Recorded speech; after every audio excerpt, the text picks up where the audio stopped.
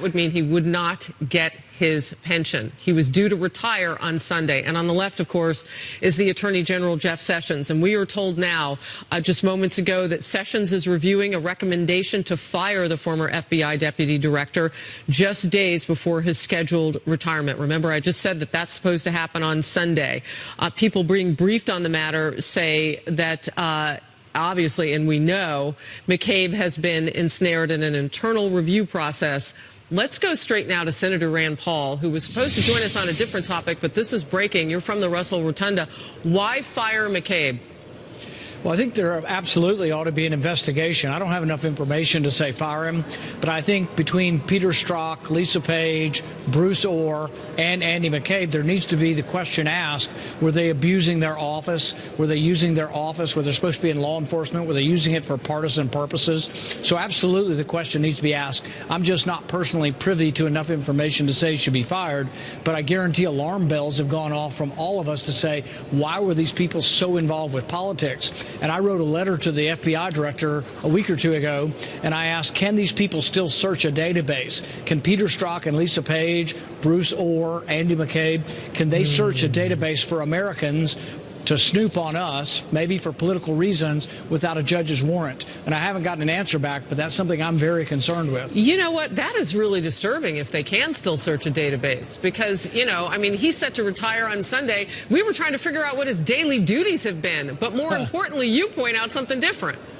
Yeah, Bruce Orr, his wife worked for the opposition research group that hired a British spy and was paid for by Hillary Clinton. Should Bruce Orr be allowed to search Republican donors, Republican officials, and look at all of our conversations that we've had with foreigners, listen to those conversations? Should these people who are so biased be allowed to look up any kind of American they don't like in a database? That's why many of us have been advocating you should have a judge's warrant. You should not be allowed to, anybody, even good people, shouldn't be allowed to look in this database without a judge's warrant. Okay, I want to move on to why we had you on the program today. You had a news conference a little while ago. You're against the nominations of the incoming potential Secretary of State, Mike Pompeo, and the new director of the CIA, as the president wants to put them in place. Why go against the president?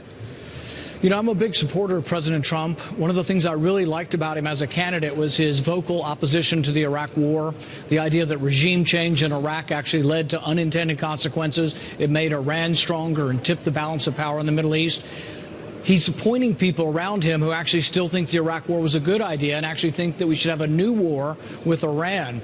So I think he's actually appointing people who don't understand American first policy and who happen to be more from the neoconservative camp that always think another war or always think America should be involved in another war. Specifically on the CIA director, I oppose her because she believes that waterboarding should be something that we use. And I think America shouldn't be known for torture. And I have members of my family in the military. I don't want, if they're ever captured for foreign countries, to think torture is okay. And let me step in there. You say she believes, Gina Haspel believes in this. She was working in a capacity at the CIA where everybody was taking orders. So Gina Haspel, you're saying, how do you know what she believes? Well, there was a book written about the torture treatment, the waterboarding, and some of her comments were basically gleeful. The man can't breathe and he's choking on saliva and water, and she's saying, "Oh, you're a good actor," and it's you know, I can't believe a grown man's crying because of this treatment. And it almost seemed to be a bit of glee in her voice that she actually enjoyed the torture. And I think that's not who we need to lead the CIA. There are many career officials at the CIA who would be perfectly competent to do this, but we should not reward somebody who actually participated in torture treatment.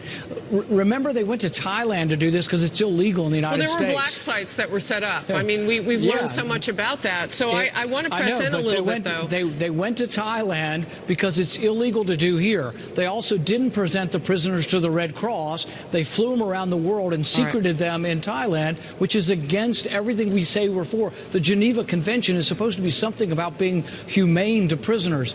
This is the wrong kind of message to send the world by putting this woman. Running counter to the president today. I want to bring you back. I appreciate you on both topics, including the breaking news. Thank you. Thank you.